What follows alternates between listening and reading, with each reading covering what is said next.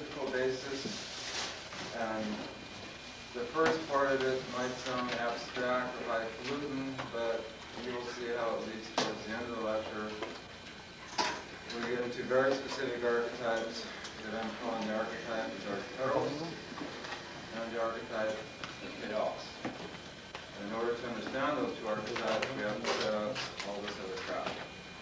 As in any of my lectures, when you have a question, ask me at the moment you have the question. And the reason for that is to keep us clear of how we're going. Neptune's, of course, right on my third house cusp, which is a Capricorn cusp, so my mind is out in Neptune. So I actually found myself writing notes, which I rarely do. Most of you know me as to be a spontaneous lecturer. But this morning, for some reason, I found myself writing notes. So anyway, I'm going to give this stuff out, and if it makes sense to you, for out, and if not, ask questions, and hopefully it might become clear. The very first thing that we want to relate about Capricorn and Saturn is that it specifically correlates with what we call the idea of time and space. Time and space. Which then has a direct linkage to the law that we call cause and effect. Cause and effect. These in combination correlate with the idea and the actual experience of finitude. Finitude, which is, of course, the polarity which is infinity. About temporal reality. Temporal reality. And all this in combination connects to the psychology we call mortality. Mortality. As an example, when a child goes through its first Saturn square, roughly at 7 years of age, this, generally speaking, is when a child begins to become aware of its own mortality, that it has a lifespan to live. And this awareness around 7 years of age begins to accelerate the emotional, psychological maturation of that child, right then and there. Now, we've all been 7 before, yes? How many remember having this kind of experience in some fashion? Obviously, many applications, yes? So what we really need to question is, in fact, what is reality? Saturn is a specific, Capricorn is a specific correlation to what we call reality. Now,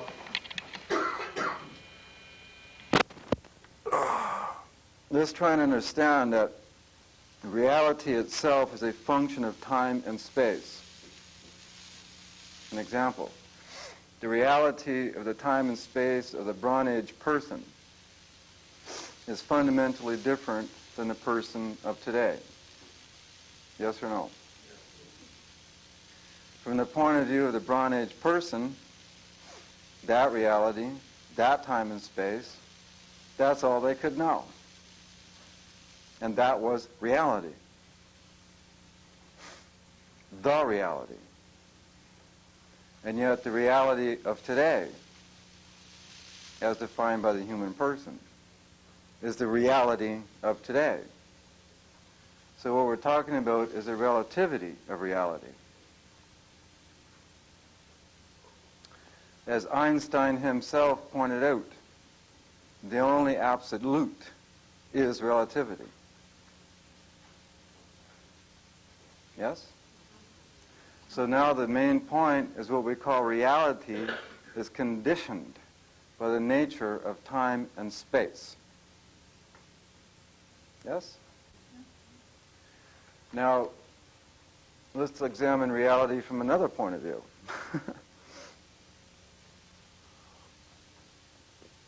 Saturn has a direct correlation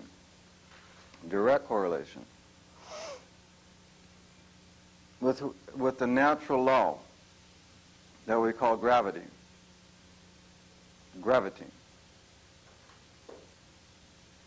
The nature of creation in and of itself is pure energy. Via the law of gravity, energy condenses to form. Yes? And form in itself implies boundaries. It implies structure. Yes? What we call reality is defined by the nature of structure and form, which itself is relative. The form of the chair is different than the form of the human organism. The chair has a reality. The human organism has reality. All form interfaces with itself. Boundaries interface with other boundaries. Form is an interrelationship with all form. The nature of creation implies the law of motion. Motion linked with gravity generates evolving form through the interrelationship of form. We're now talking about evolution. Yes or no? All of this implies what we call reality. Yes? That is ever changing.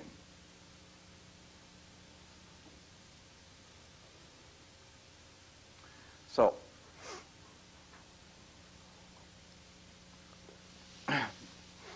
let's take it from this view.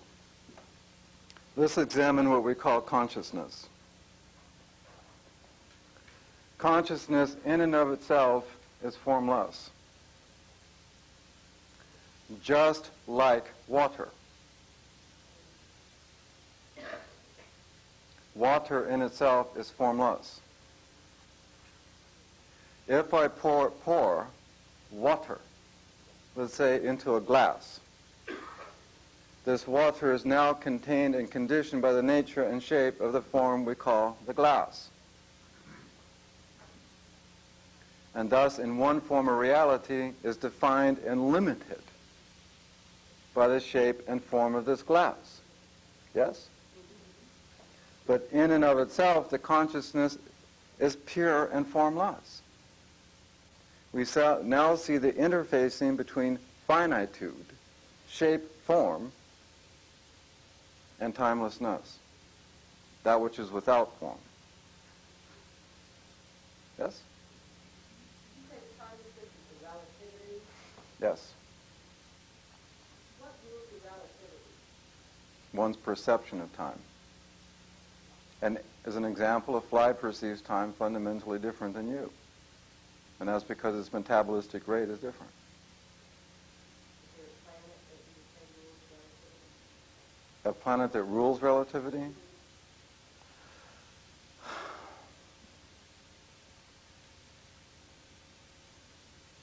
I would say Venus.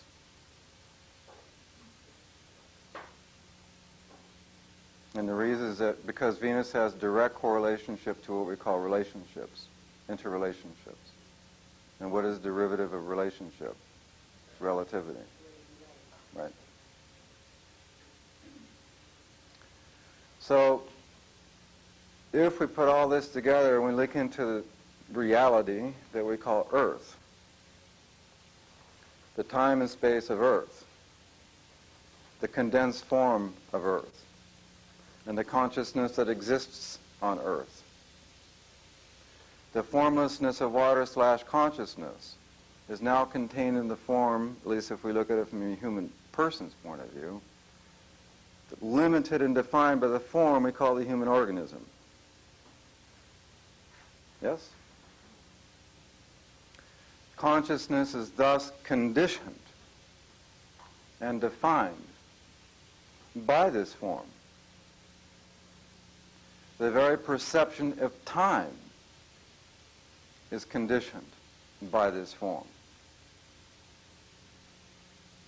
And again, consciousness is pure in itself. The only thing that conditions inherent consciousness is natural law, as in gravity. And let's agree there's probably a difference between natural law and man-made law. Yeah. Do you mean that relative to conditioned consciousness, you didn't, I don't think that's what you meant. You said the only thing that's conditioned consciousness. Do you mean that form, are you equating form or conditioning? Yes. Exactly. Just like the glass can. Yeah. But the consciousness itself is not conditioned. That was my... Well, that's the example of what comes first. And in my way of looking at life, reality is simultaneous in the last analysis. So would you say the non-conditioned is simultaneously? Yes. Which is a way of looking at Neptune to Saturn, Pisces to Capricorn. And the bridge between the two is Uranus, being free from our current perception of time and reality, which is where all this is going.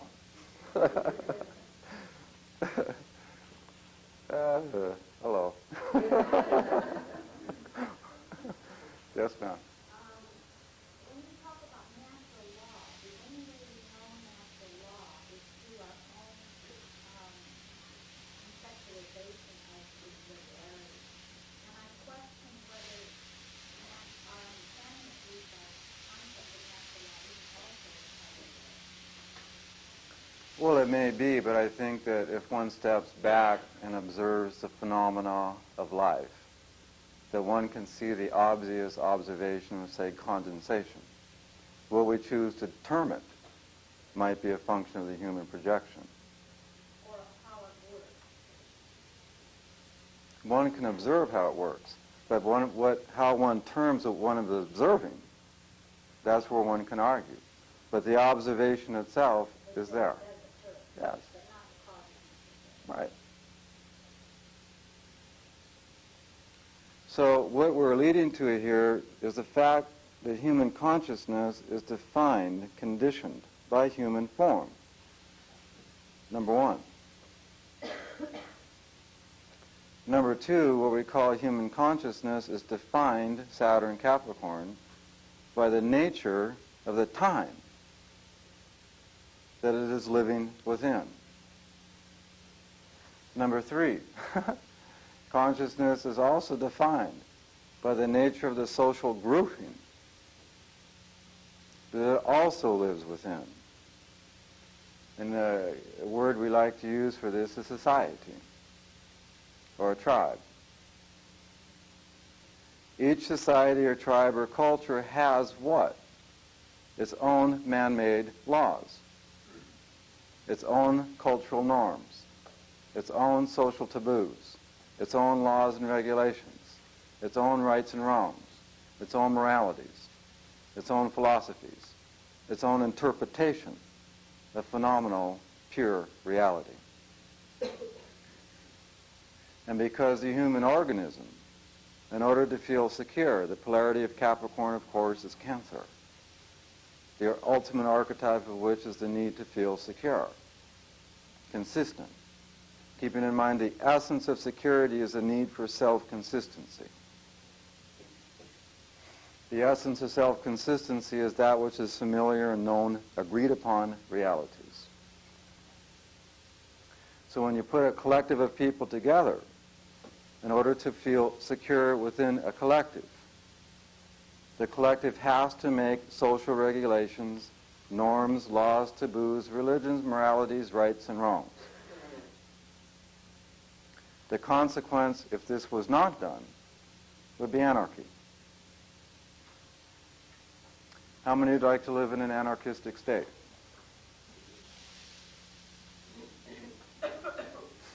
No takers? Where's Noel?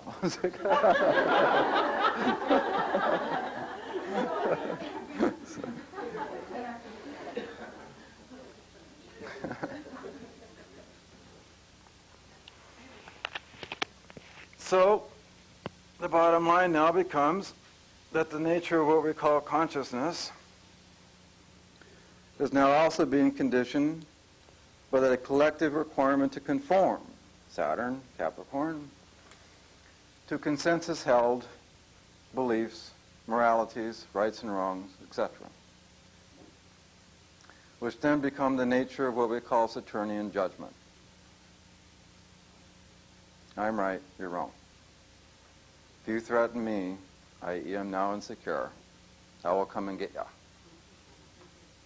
which is the basis of war or political conflict.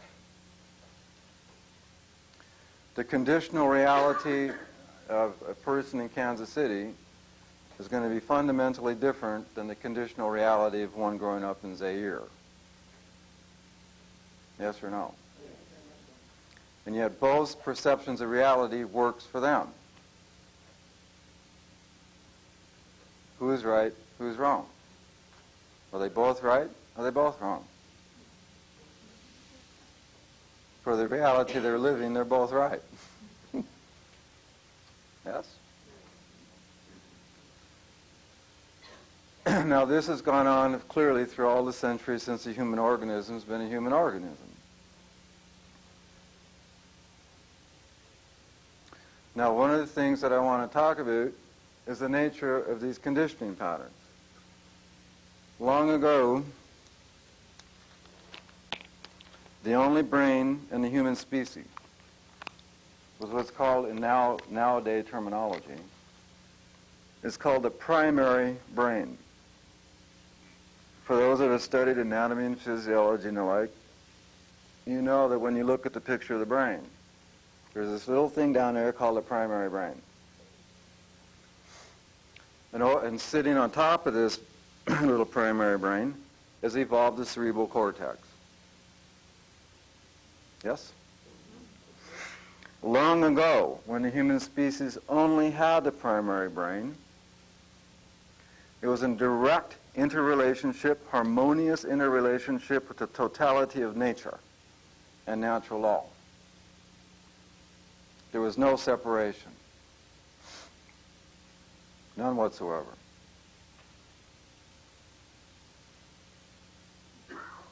That's why if you want to use the word religion, which did not exist at that time as a word, all of the perception of phenomenal reality was, in our terminology, shamanistic, magical. The laws of nature were alive and defined in human consciousness at that time. As the brain/human person, as it is evolved through all the eons and the centuries, progressively, the cerebral cortex, the superbrain, has evolved on top of the primary brain, which has been progressively conditioned by man-made law, not natural law. The most obvious example of which is what we call religion. Religion. Now, the primary brain, even today, has archetypes within it.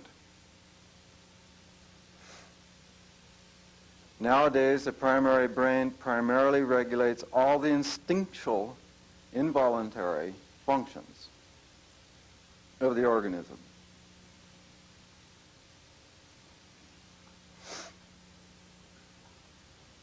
One of the archetypical instincts that emanate from this brain is a sexual instinct.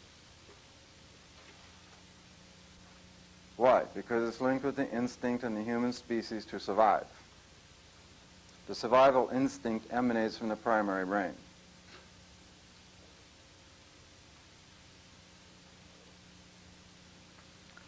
Now, as these primary instincts and archetypes have been progressively conditioned through man-made law/religions, it has had the effect in many, many cultures of Saturn suppressing, repressing these natural instincts based on Saturnian judgment patterns.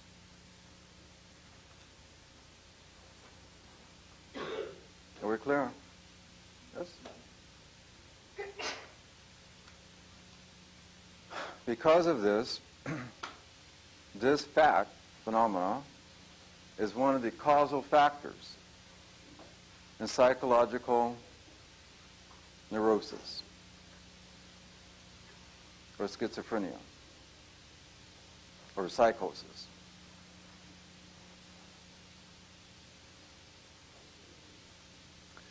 When we use the word dark Eros,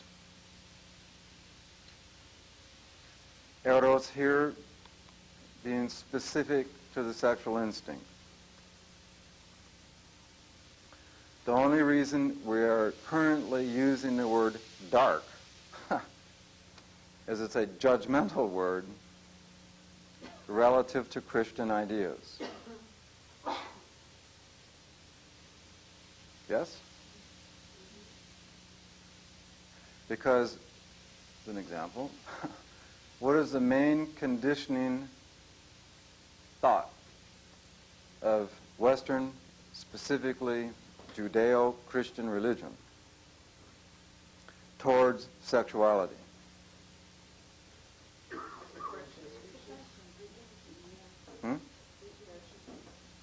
Is it not the simple statement of simply grin and bear it that is mainly a procreational instinct, and that to have any kind of sensual enjoyment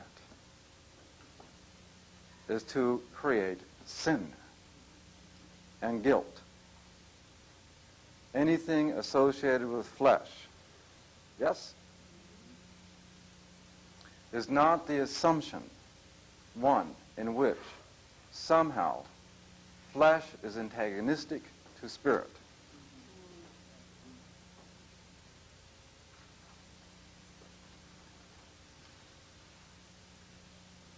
And how come in the great Garden of Eden myth, why is it that, hello, why is it that woman is presented as the temptress via sensuality of man's spiritual downfall?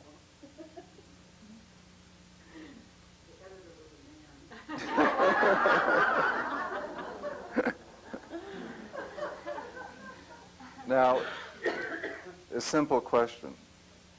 How many women in this class accept such a presumption?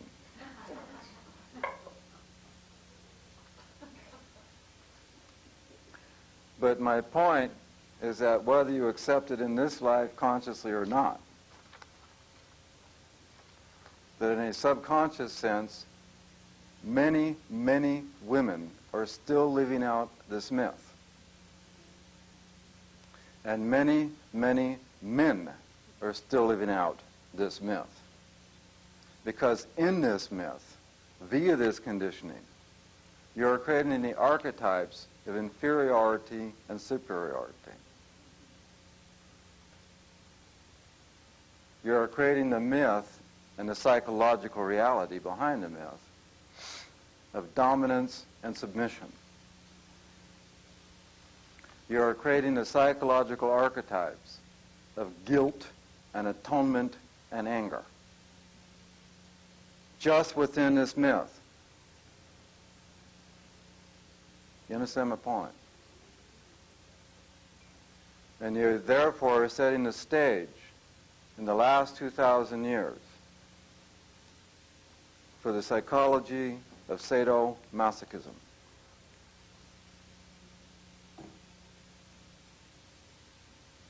The simplest example of which, in this time, is man and woman doing the same job, and woman makes less.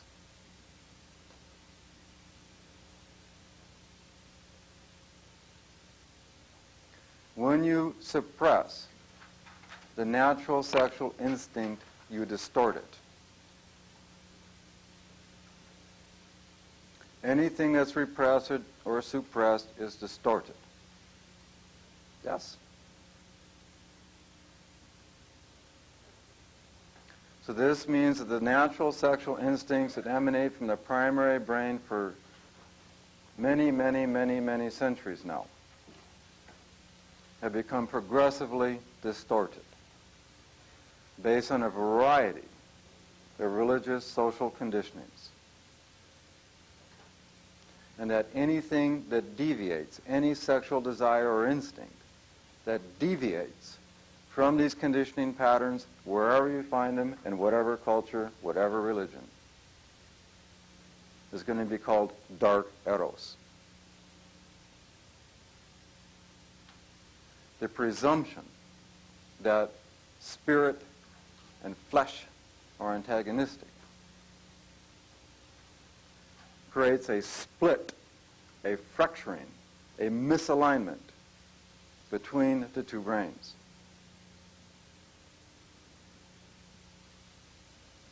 Now, this primary brain is underneath the cerebral cortex.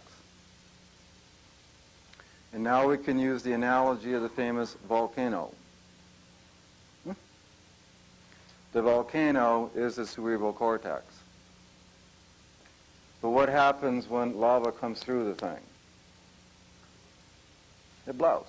It changes form. So you can see by trying to suppress the thing that this thing's still active. Yes? And by trying to contain it, to suppress it, it then becomes the basis of psychological distortion, reality distortion, perceptual distortion, because it's all now coming through the filter we call conditioning.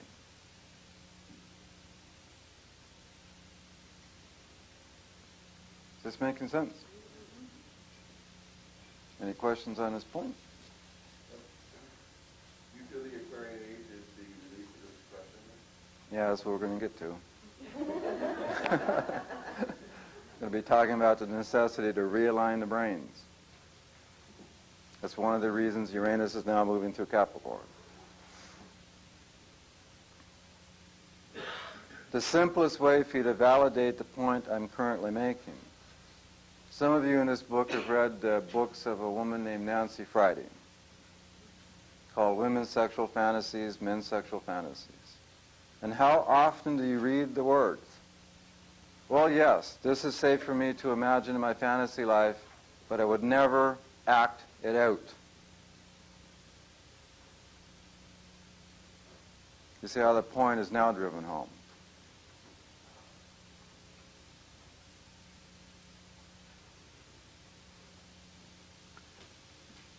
The point I'm really making, too, is really, and it's an intense point, is not to underestimate this pathology. No matter how aware you like to feel you may be. Yeah. This is still operative in you. Most people in cultures like this, or any other culture, that actually seriously consider acting upon the actual desires that emanate from the primary brain when they deviate from expectations to conform, judge themselves as guilty. That there's something deviant, Uranian, about them. But the actual essence of the word to deviate is to revolutionize, is to change. The problem with Saturn is always trying to maintain that which is currently in existence in order to feel secure. This is why you've learned the word crystallization. Form, reality that has outlived its time of usefulness.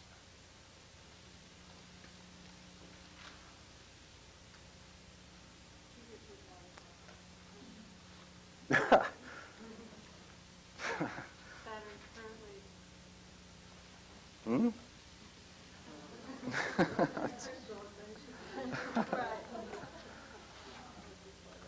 I don't know where. I'm just winging it.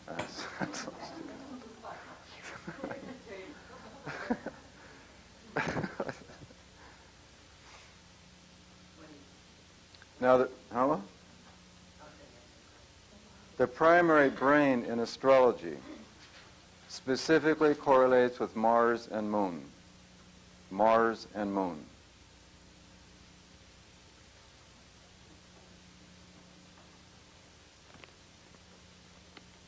And when you examine, you can play now astrological detective. If you examine the nature of your Moon and Mars in your chart,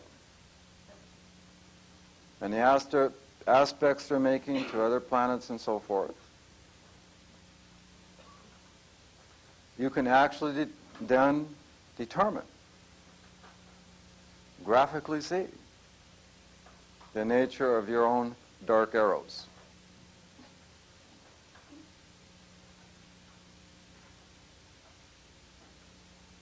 As an example, what if a woman has Mars in Pisces? At a primary brain level, dark Eros. This correlates with a deep desire to be completely consumed in a sexual act. Completely consumed, to absolutely Pisces surrender. And in the act of surrendering, somehow finding himself through surrendering. Now, in and of itself, this desire is perfectly fine. Who is going to stand back and make the judgment? But when such a desire is then suppressed, based on the nature of conditioning patterns, and that which is suppressed becomes distorted, how can then the purity of the desire itself become distorted through conditioning? How could it possibly manifest into an actual experience once it's become distorted? Somebody give me an idea. Let your imaginations go. There's no reason to feel guilty. We're all friends. Yes, ma'am. Perhaps the woman becomes involved in sadomasochistic practices which allow her to experience guilt because of depression. Yes. And is it also not possible, based on the depression, that she may herself become the sadist? Yes. Is it not possible that in a very deep unconscious way she may attract rape situations? Victimization. Exactly.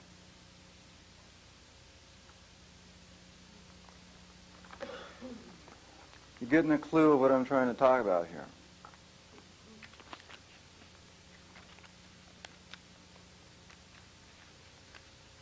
Good morning. See, the point I'm trying to make here as we move now,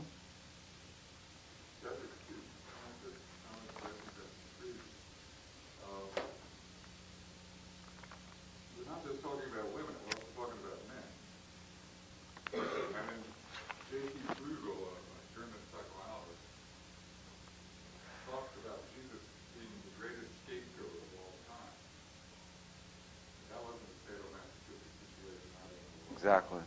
Because martyrdom then, Pisces martyrdom, becomes the badge of honor. Yes. For a sister. That's right. On the lines you're talking about? Yes, because if we examine a chart rectified by your old friend Donald Jacobs, his Mars would then be retrograde in Virgo, conjunct Pluto retrograde in Virgo, all in opposition to that Piscean stellium, yes? Right. So what was Jesus' own dark Eros?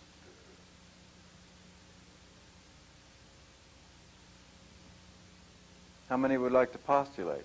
The point is that every day we see in each of us a portion of whatever dark arrow we have, which is doing something that self-effacing, or indeed the opposite, the antithetical, the vindictive, the exploitive. We're very proud of ourselves for having done so. Exactly. Yes. Sort of the pride in that to me somehow comes across as the aspect which feels that that is the appropriate way to deal with this. Yes, but then if we examine the nature of the words, what is appropriate? You consider what is appropriate to me is out of that Saturn. Exactly the That's, point. yeah. And who decides what's appropriate? Society condition. That's it.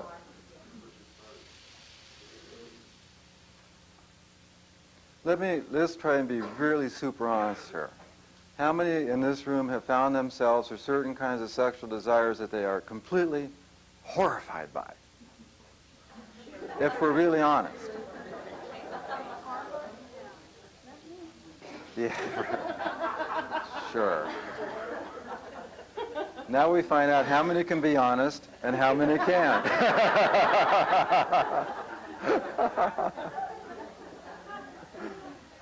Do you see the conditioning alive and well in this room?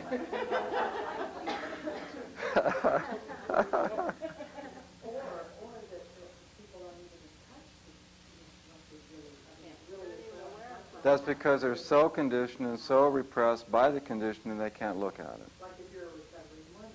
Yeah. But listen, you're wrong on that, because Joseph Smith originally advocated polygamy, which emanated from his own dark Eros and the insecurity of his masculinity. And it's only nowadays they suppress it. But it's still deep in the doctrine. Sure. You would know all of it. This is an ex-Mormon. So is Mary. And Jeffrey? Yes, sir. And I mean, of course, all of this is we're talking about here. The social conditioning is what we see encapsulated in Calvinism. Yes. And this Calvin, that's not his real name, but it was a French name, then changed when he was driven out of France to go into Switzerland. And out of that neutral zone, even then, 200 or 300 years ago, his doctrines of puritanical living, which was punishing yourself for being, still is pervasive. That's right. And I'll tell you, if I can just go on one more sentence, please, is that I just came back from South Africa, where I was lecturing for a month in a very, very busy place. And I'll tell you, I was interviewed by the puritanical Calvinistic press down there, which is extremely powerful. And if you look about the black and the white and the dark Eros and the fighting and all of this stuff and the Calvinistic situation trying to keep things as they were and not go into modernity, we have the same thing on a national level. It becomes a national identity if enough people have and identify with the same condition.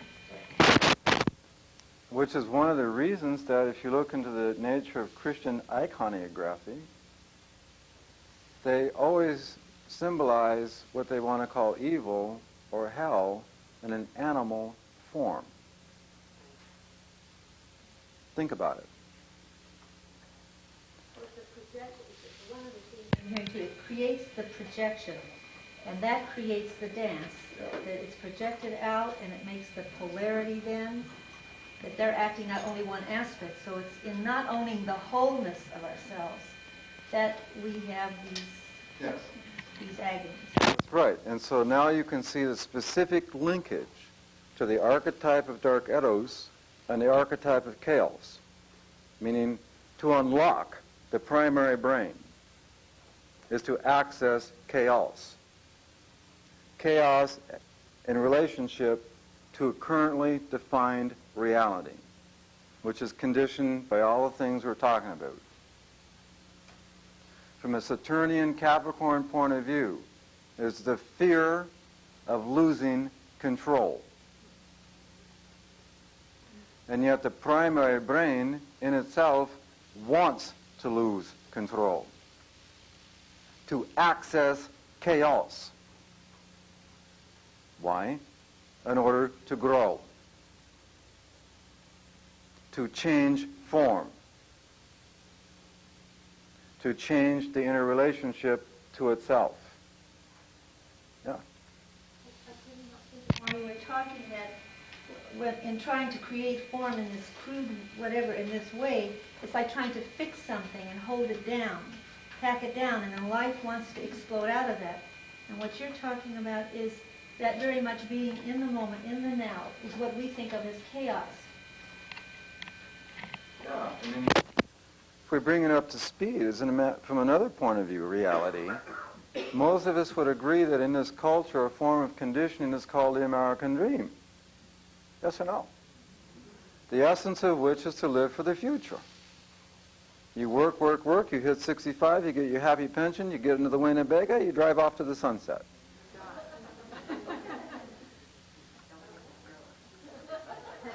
With your six-pack of Millers. But nowadays,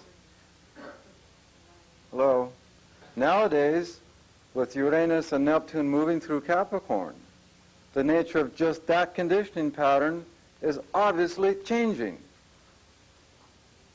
The symptoms of which are the increasing homelessness, the symptoms of which are the increasing joblessness, and so on and so forth. Meaning the conditioning pattern is not working. We've been conditioned to live for the future. The nature of Neptune, Uranus moving through Capricorn is to liberate from this pattern. And Neptune to literally learn to live in the moment. Neptune is infinity. It has nothing to do with time, except timelessness. How many of you have been conditioned to live in the moment? Really, in your society, you've been conditioned to live in the moment? I'm exploring that now, and I've been reading so many book on karma of the now, and I have trained myself. This is your personal conditioning, but as a society. No. So then is it any wonder that on a collective basis you see increasing despair, increasing depression, increasing angst, anxiety, stress? What if you are a typical American person and you've been buying into all these conditioning patterns, you now have 4 children, you have no job, you have no money, you find yourself in a car living with your children? What is going to be your psychological state? Chaos. Truly. And what if in that moment you find yourself with these children who are now hungry, you have no money, and directly in front of you is a full Safeway? What is going to be your instinct? Which is now accessing your primary brain, which is going against current social convention. Do you see how this is driven home to current reality? And if you overlay this with the S&M archetype defined through Judeo-Christian dynamic, and now your wife is sitting there, and you're the man, what about with this psychology we call displaced anger? What's going to possibly happen to this wife over here? And then you marvel at the increase of domestic violence in your society. Do you understand how these things are following? The very nature of Neptune and Uranus moving through Capricorn is to do what? To create a brand new paradigm in consciousness, to absolutely decondition from the existing conditioning patterns. When you put this in the context of ages that are mutating from Pisces to Aquarius, it creates a tremendous psychological dilemma in consciousness. The new paradigms haven't even really begun to emerge. All we can know is the old ones are dying. They are clearly not working.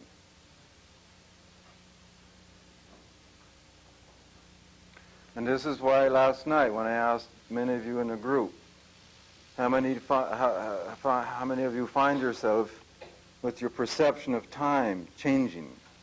How many of you are finding yourself with somehow thoughts just flying into your brain of unknown origin? that at this time are not linearly connected. They're not monopoly directions, are they? They're just flying in, like this. And this is the symptomology of the brain that is now expanding. New dendrites being formed. The dendrites have to be formed first in order for us to intellectually cognize the new paradigms. And this process is just beginning.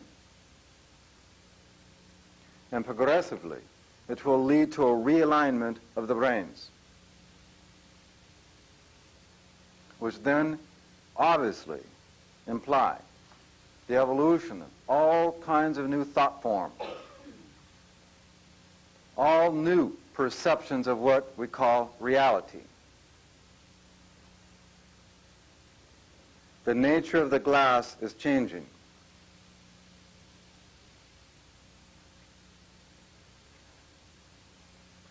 Yeah. So when Neptune and Uranus are going through Capricorn, doesn't the Capricorn affect the way Neptune and Uranus are manifested?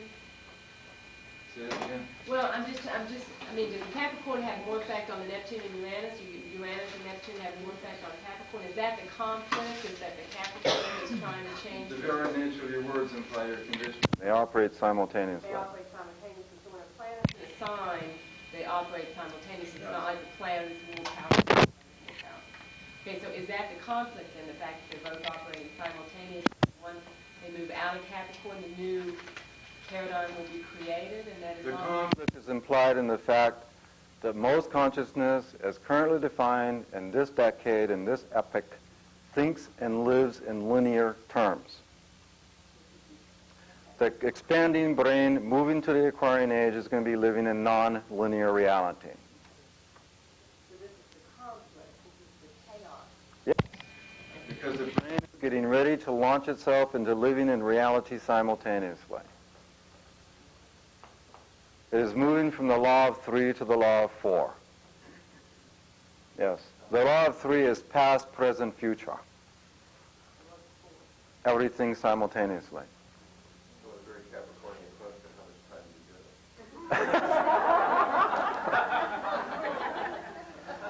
get? Hey, it's anybody's guess. I can't even begin to know.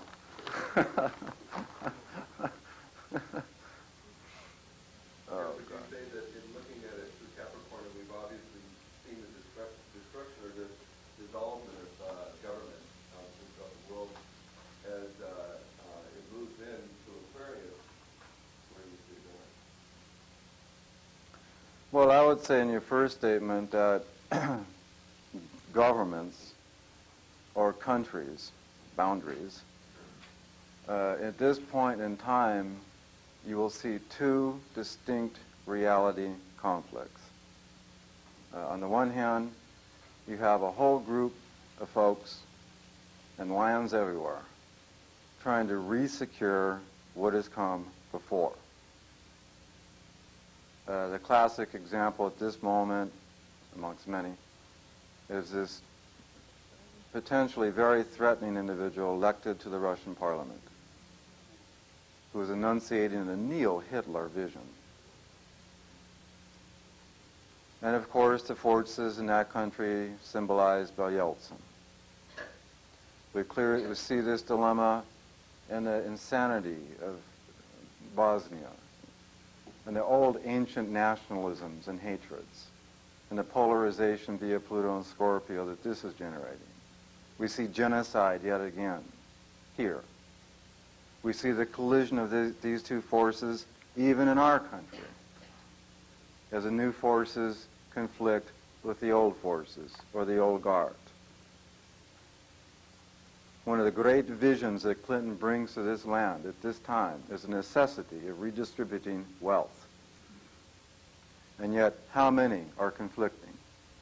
Now suddenly the rich class feel persecuted. Isn't that a weird paradox and a perverse turn of events?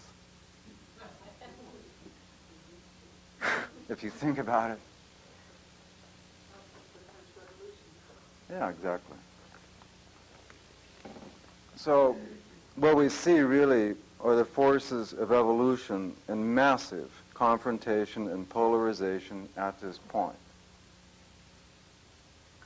And there's really no way of predicting Neptune, the collective choices, Pluto and Scorpio, that are going to be made relative to these polarizations.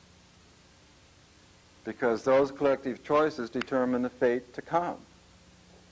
Yeah. But then once you look at as Pluto moves into Sagittarius, then we see a breakdown of belief systems, i.e. religion, as we have so far throughout government boundaries and political correctness.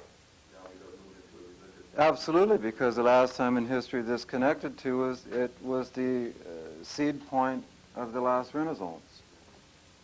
It was the seed point of Protestant Reformation. And the Protestant Reformation was a rebellion against the then Catholic priests who were then selling indulgences. Give me money, you've got no sin. It was the seed point of Nostradamus. The cycle we're currently in only repeats every 500 years. And the last time this was in place was from around 1489 to about 1510, or 1582 to about 1610. And if you look at that point in history, you'll see exactly, in terms of archetypes, the same polarization. And yet, as you pointed out, the progressive evolutionary motion led to the Renaissance in humanism. So does this mean we can make a logical projection from that point of view into this time? That's a question. Okay. Sure. Mm-hmm. Yeah. I just was wanting to point out to myself maybe that with all these powerful changes and all, there's a certain amount of the same schlag that's always going on all the time. I mean, so that there's the general thrust, there's a general climate change, but some of the same levels and layers in one way or another are still going on throughout these changes. And I don't know what I'm wondering here. I think that maybe there's, maybe not just in me, but others, there's a longing for this coming to some wonderful, perfect place. And well, I think and when we talk about this change coming up, people tend to think of it as, aha, then, da-da-da, you know. And I feel that it will always be this mix in a certain way. Necessarily so. Manifestation. Always has beginning, middle, and ending. It's always in that. And that in itself is going to have... The reason that there has never been a utopian reality on Earth, examine this question. Why has there never been a utopian reality on Earth? Why? Well, it's up for interpretation. I think that's... Utopia here is commonly understood by most people. Oh. Hmm? And then I would say they're insane.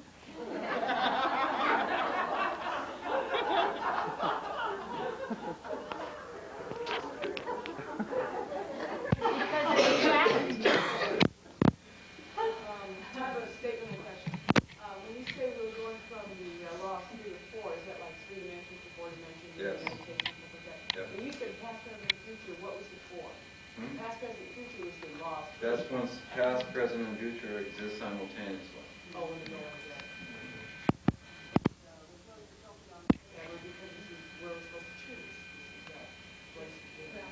the reason there's been in my reality, that there's been no utopian reality possible on Earth, is that if it was actually achieved in a time-space reality like this, it would stop evolution.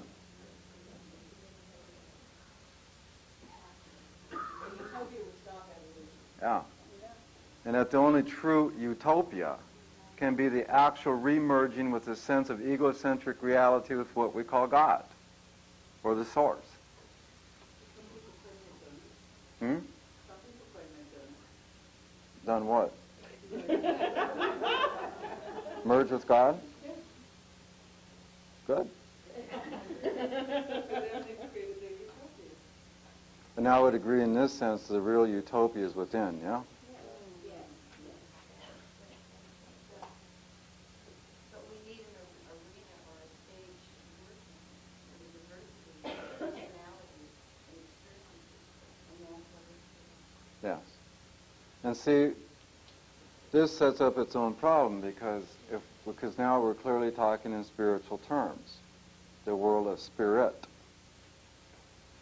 And the world of spirit itself obviously cannot be contained or limited by form. This is the interfacing of Neptune to Capricorn. But spirit itself can be conditioned in form, which is why you have Vedanta or Buddhism or Taoism or Christianity, etc. And this sets up its own conditioning problem. As an example, typically in patriarchal forms of spirituality, the assumption is that you must deny senses in order for consciousness to expand. The analogy here is like squeezing an orange to make juice.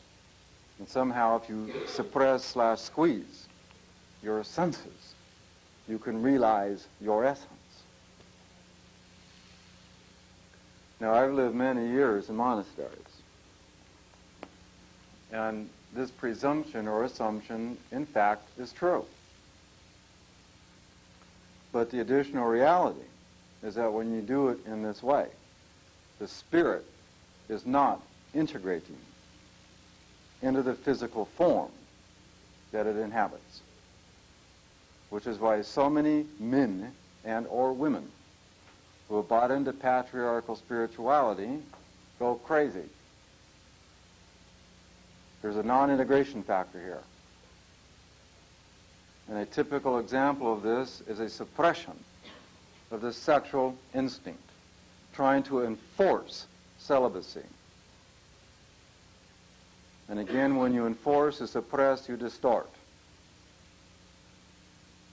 This is why one of the more shocking realities I experience in monasteries is so many people smoking cigarettes. Why? They're trying to contain something.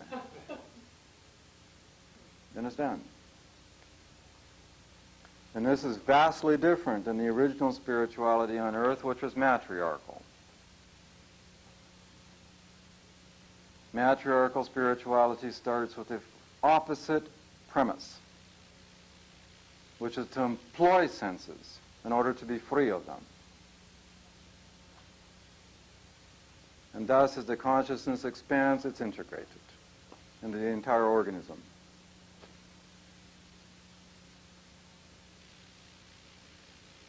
Yes? Celibacy is only a natural state for 2% of the whole populations of Earth.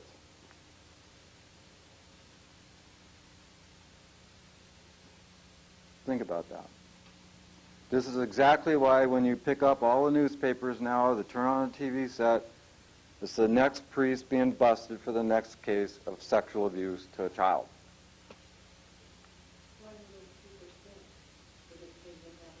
No, because to arrive at natural celibacy, you have to move through a very specific spiritual sexual doctrine that is commonly known as Tantra, which is the bridge between normal or common sexuality, physical, and celibacy. Natural law. Yep. Yes. And the difference between this sort of sexuality and Tantra is the difference between conscious intent and use of.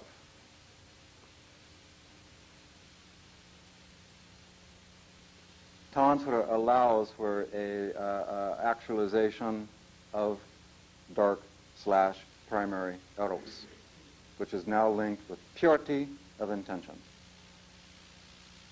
You see the difference?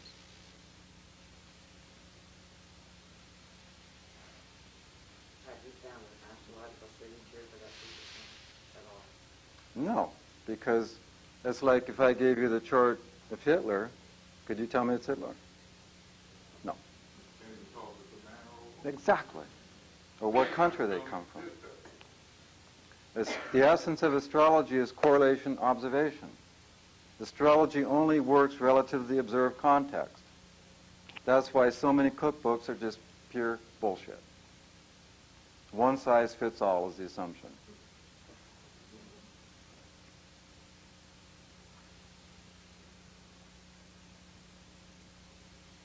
So, again, is this stuff kind of making sense to you? So what I'm suggesting then in very practical terms, for those that are truly interested to mirror the evolution of this time, to be in harmony with it, is to access and align the two brains in yourself, to take off the shackle of repression and suppression, to take off the shackle of unnecessary and false judgment, which is a function of conditioning. For those that have skill in astrology, again, simply examine the nature of your moon and Mars and the aspects they're making. This will give you specific information about the nature of primary, let's use the word primary, Eros. Let's throw aside now this word dark. We've just liberated Uranus. As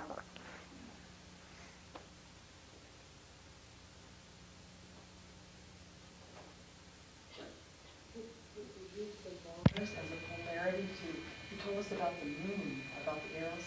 How do we use the Mars part? Would that be like whatever that? Mars is the acting out part. Specific desire acted out. Okay, because that's one thing I didn't get to, and I was wondering how that came in. Yeah.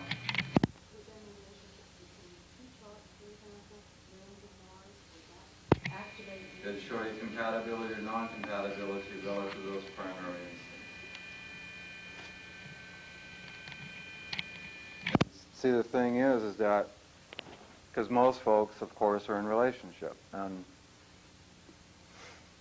if you have this kind of awareness and you have two people who are courageous enough, really, to understand the nature of these things, and then with the correct intention, correct awareness and understanding, allow themselves to act upon these things without judgment, they are simultaneously accessing not only their individual and alignment, their individual brains, the two brains, but the collective brain called the relationship.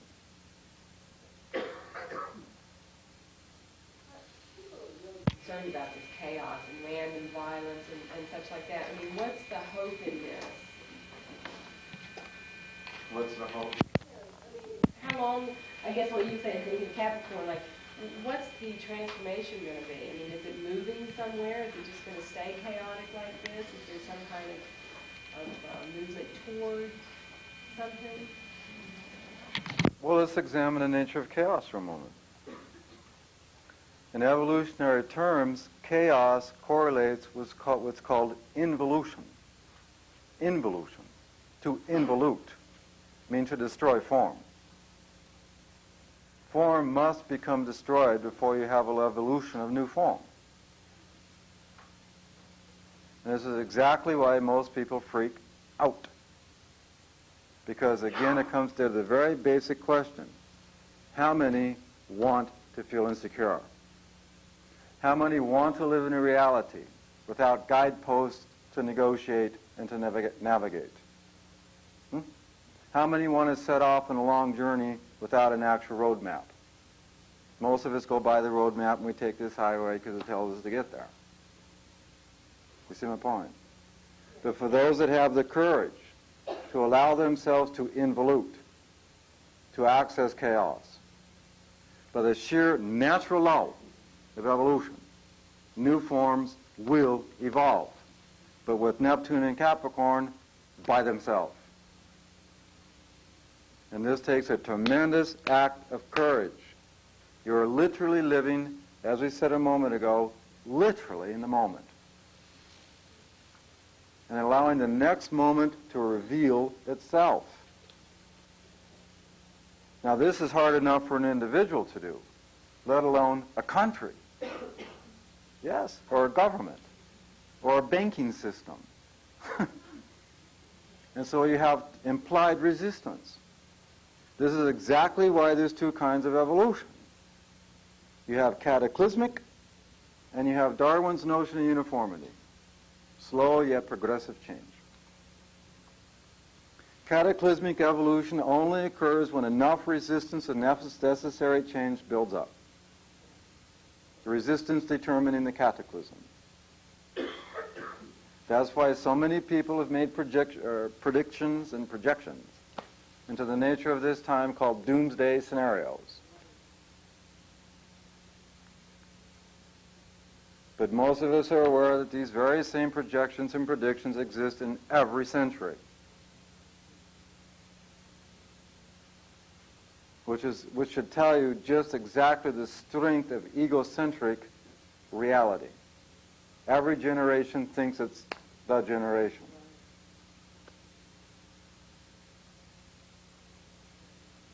And if we look back into history, even just little history here, take the idiot called Claire Prophet. How many times, excuse me. How many times has she predicted the doomsday end of the world? And how come she has to keep making new dates? What about this Korean person over here? Had all the followers convinced the end of the world was at midnight on a certain date. And then the sun rose. And they all went home. But changed. Disbelieving.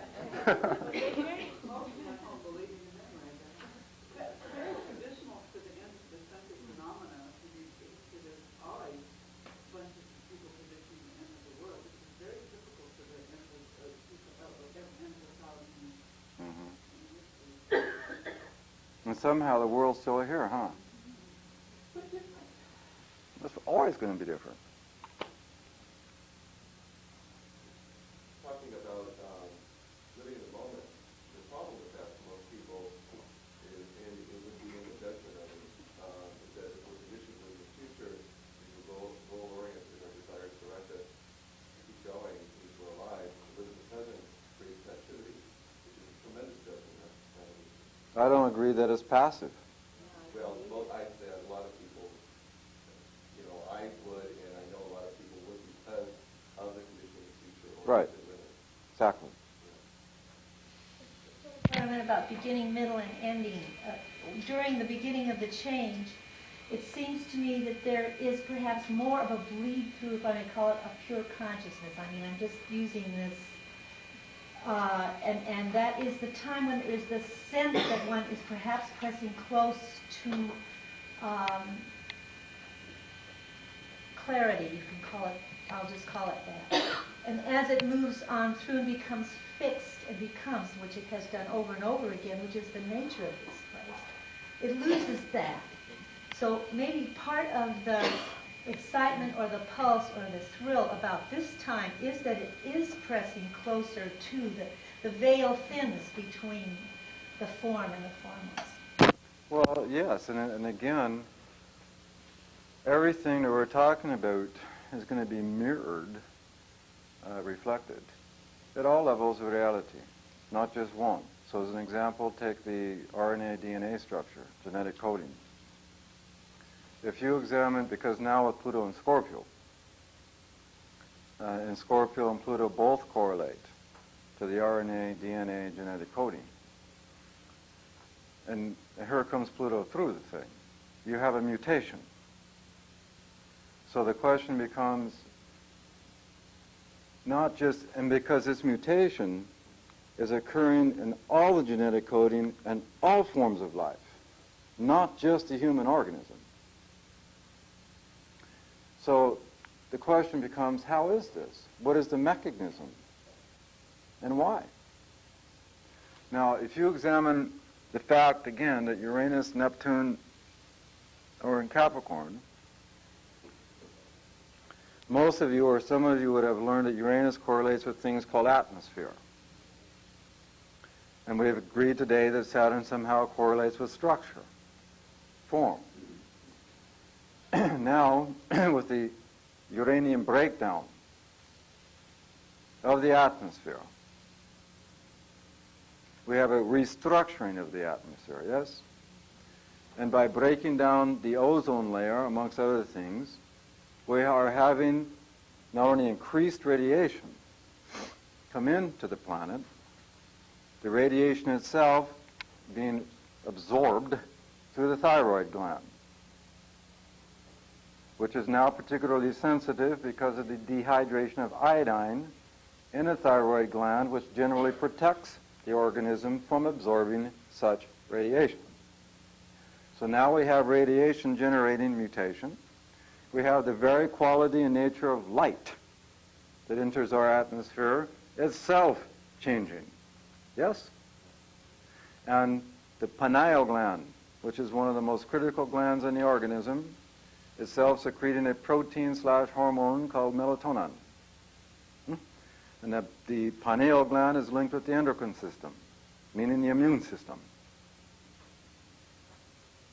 So what we now have is a breakdown simultaneously in the immune system, while at the same time the genetic coding is mutating relative to not only the quality of light that's changing, but the increased radiation that the organism is absorbing.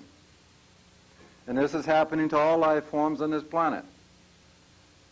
So lo and behold, things we call viruses and bacteria, which are themselves just life forms, are themselves mutating.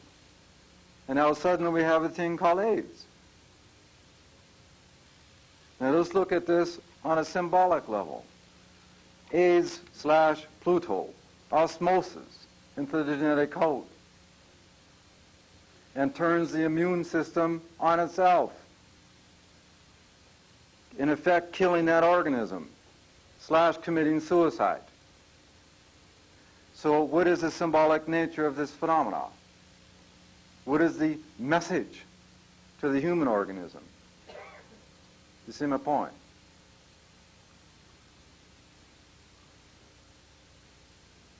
The bottom line is that the entire organism is in a mutational shift. Everything reflects itself. And unfortunately, many people may have to die. Yes? How many of you realize today, because the next major disease, as you all now know through the media, but we've been talking about this for years, nobody wanted to listen, would be multi-drug-resistant forms of TB. Now you're all aware of it. 10 years ago, nobody wanted to hear it. This is spread through casual contact called atmosphere. Breathing. How many understand today that 1 out of 5 Americans have this virus in the lungs, in an inactive state? 1 out of 5, 20%. As we speak. Now, what is the potential ramifications of this?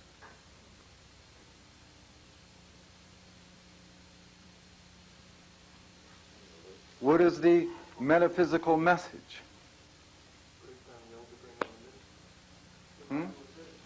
Survival of the fittest?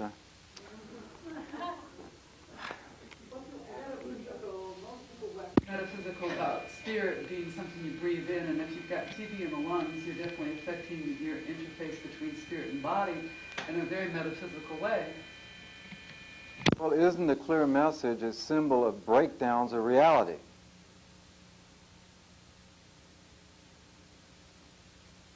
And if it's breaking down at some point, the consciousness, Pluto has to ask why. And what new choices do we need to make? let's understand that everything in our time-space reality is currently defined, operates through polarity. What is the polarity of Scorpio? Is not Taurus the archetype in the human organism is currently defined as the instinct to survive? So now with Pluto and Scorpio, the polarity being Taurus, does it not tend to suggest that the choices that the collective make are impacting on the ability of the species to survive, let alone the planet?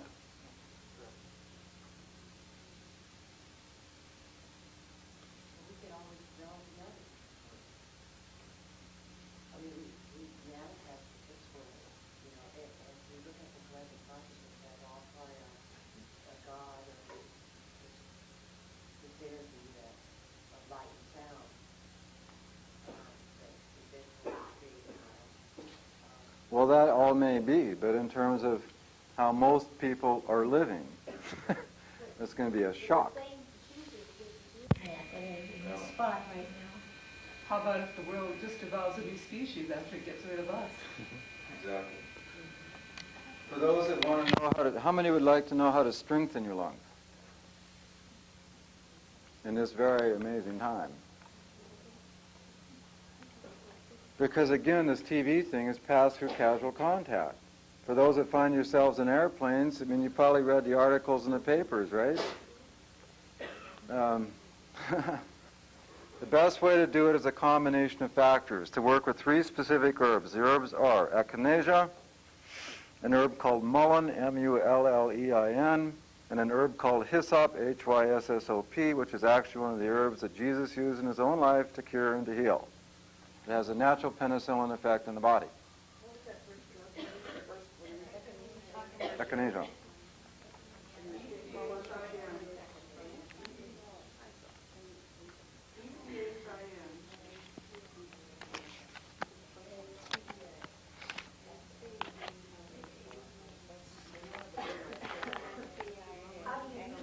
Just a minute. Well, let's get Now, what you want to do is make these herbs into an extract or a tincture. And you want to, the next thing you do is you get a clove of garlic, you chop it up into small pieces, you simmer it in a low vegetable oil for 45 minutes. This will extract the medicinal quality of the garlic.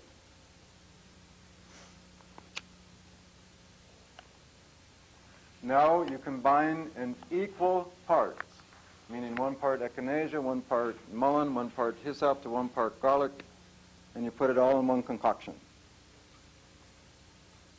When you're ready to take, the correct dosage as we speak is 25 eye drops on the tongue 3 times a day for the foreseeable future. How many times a day? 3.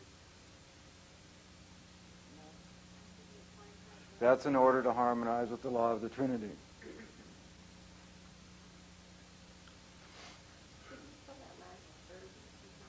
Garlic? Hyssop.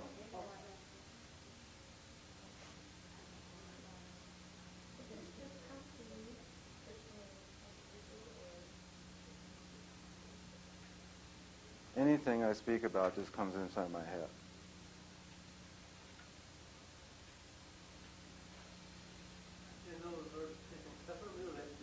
Combine. So you make your tincture, take 3 parts of that and add 1 part of garlic to it. That's right. The garlic or the oil that the garlic has been The oil that the garlic has been simmering in. For those that want to strengthen your thyroid, it can be done very simply through an iodine supplement, either in homeopathic form, in which case it's called idiom, or in the simplest form, an ingestion of kelp. And if you do this, by the way, you will find that your perception of time goes back to the way it was in the 80s. It won't speed up anymore.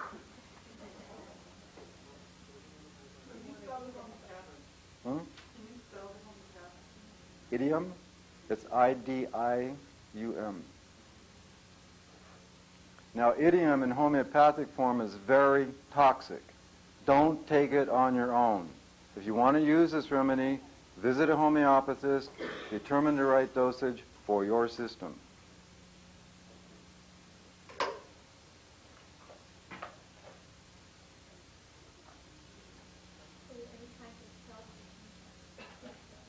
just basic sea kelp.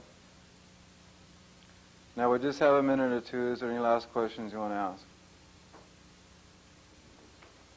Is there any fertilizer for building better dendrites?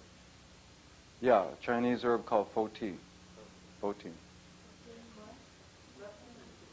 Hmm?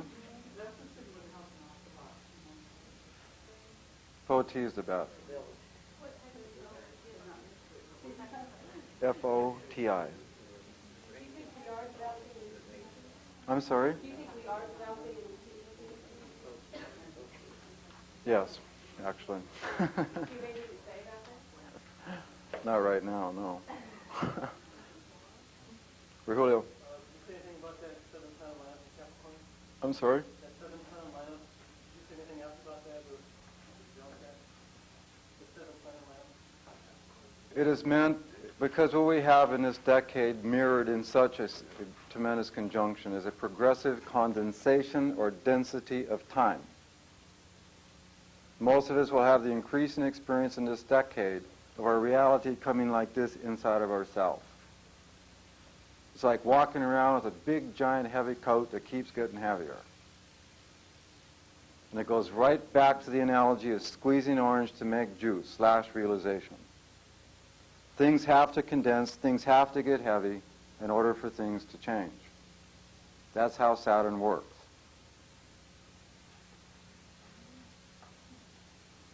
In fact, when the I Ching was produced, it was said that all planets were lined up in Capricorn. Do you think Saturn is more than Pisces is going to affect the way the management conjunction in Capricorn is going to react? Yes, you will have an increasing collective breakdown in the immune system and an increasing collective psychosis amongst more and more people as their current realities disintegrate and break down and are not replaced immediately with anything else. For those that are spiritually defined, it can generate tremendous inner breakthrough. Yeah, it's always the hope. Okay, you all found something in this morning? Thank you.